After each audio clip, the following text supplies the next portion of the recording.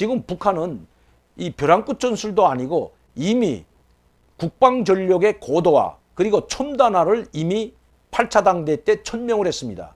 그리고 김여정도 이야기했듯이 이 8차 당대에서 김정은이 지시한 대로, 김정은이 천명한 대로 자기들은 계속해서 국방과학을 발전시키고 국방 전력을 한층 강화할 뿐만 아니라 중단거리 미사일을 고도화, 첨단화 그리고 정밀화 한다는 것입니다. 이것은 주권국가의 자유적 조치이고 자위권이라는 강변을 누려놓으면서 말입니다. 지금까지 북한은 탄도미사일 비롯한 많은 새로운 무기들을 계속 개발해서 우리에게 보여주고 있습니다. 이번에 중거리 탄도미사일 일본 열도를 관통해서 1500km 나간 그 탄도미사일 2발을 발사했는데 이럴 때에도 미국은 미국의 직접적인 위협은 되지 않는다고 하면서 또다시 모든 문제를 테이블에 올려놓고 대화와 외교적으로 해결하자고 북한에 계속해서 주장하고 있습니다. 북한은 이번에도 인공위성을 발사하면서도 그것을 대륙간 탄도미사일이지만 인공위성이라는 것을 위장해서 발사하고 있는 것입니다. 자, 김정은은 이렇게 전략적으로 아주 그 시점을 묘하게 그것도 미국을 자극시키지 않는 범위 내에서 중단거리 미사일들을 고도화, 정밀화, 최첨단화하면서 타격 목표를 정확히 타격할 수 있는 그 능력 향상에 최선을 기울이고 있다는 것입니다. 북한에서 이야기한 대로 수백 킬로 떨어진 곳에 약 1m의 편차도 없이 그 바위를 맞히는 장면도 그것이 실지인지는 모르지만 공개한 적이 있습니다. 그리고 미국의 약점, 우리 국방부나 우리 한국 정부의 약점을 가장 잘 이용하여 전략적 선택, 시간과 장소, 날짜를 상당히 선택한다는 것입니다. 국방부나 정부는 김정은이 이렇게 미사일을 발사할 때마다 도발이라는 말을 하지 못하고 또 유감만 표명하고 있습니다. 문재인 대통령이 우리 SLBM 발사 현장에 나와서 북한의 도발을 억제할 수 있는 전략적 무기를 가졌다고 자화자찬한 것을 보고 이걸 망발이라고 했기 때문입니다. 이러한 망발을 계속 늘어놓는다면 남북관계는 파국을 맞을 뿐만 아니라 응당한 대가를 치르게 된다는 협박도 함께 말입니다. 그래서인지 최근에는 도발이라는 말을 전혀 사용하지 않고 있습니다. 김정은이 이것을 너무나도 잘 알고 있기 때문에 우리 국방부나 우리 정부, 문재인 대통령, 청와대를 비롯한 우리 정부를 짓밟으면서 그리고 꼼짝달싹하지 못하게 하면서 미국에는 위협이 되지 않을 정도의 미사일을 발사하고 있다는 것입니다. 금년에만 들어서도 9번에 걸친 미사일 발사했고 9월과 10월 초까지 북한은 5번의 미사일 발사를 했는데 이것이 모두 신형 미사일들이라는 것입니다. 여러분들도 아시다시피 신형 순항 미사일이라고 발표했고 그 타격은 정말 요격이 쉽지 않은 순항 미사일이라는 것을 북한이 보여줬습니다. 자, 두 번째는 새로 개발한 아주 이 활공 자체가 여느 미사일과는 다른 자유롭게 활용하면서 요격을 피할 수 있는 그런 탄도미사일 발사했다고 북한이 이야기하고 있습니다.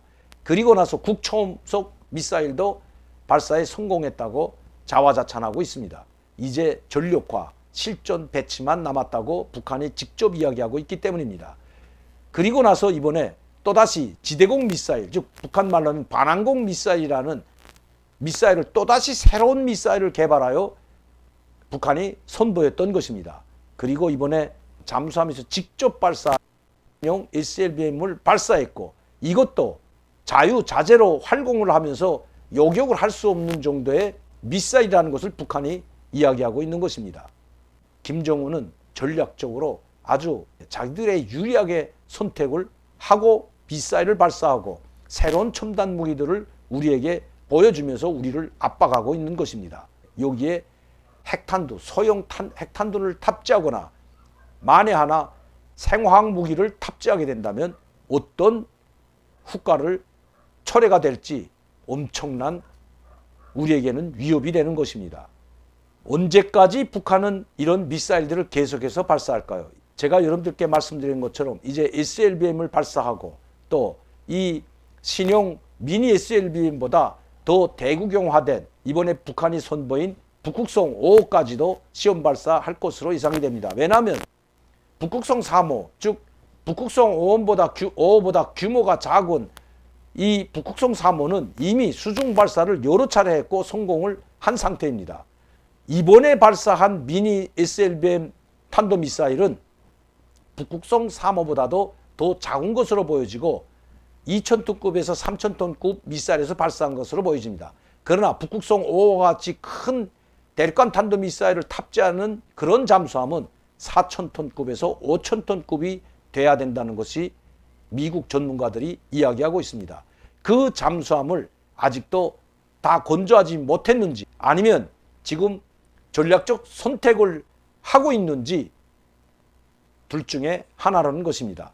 제가 봐서는 전략적 선택을 고심하고 있는 것 같습니다. 언제 쏠지 아니면 대륙간 탄도미사일 인공위성으로 발사하고, 왜냐하면 SLBM을 이미 한번 발사했기 때문에 이번에는 인공위성을 가장한 대륙간 탄도미사일을 발사하고 미국의 반응이나 우리 한국 정부의 반응 그리고 국제사회의 반응을 보고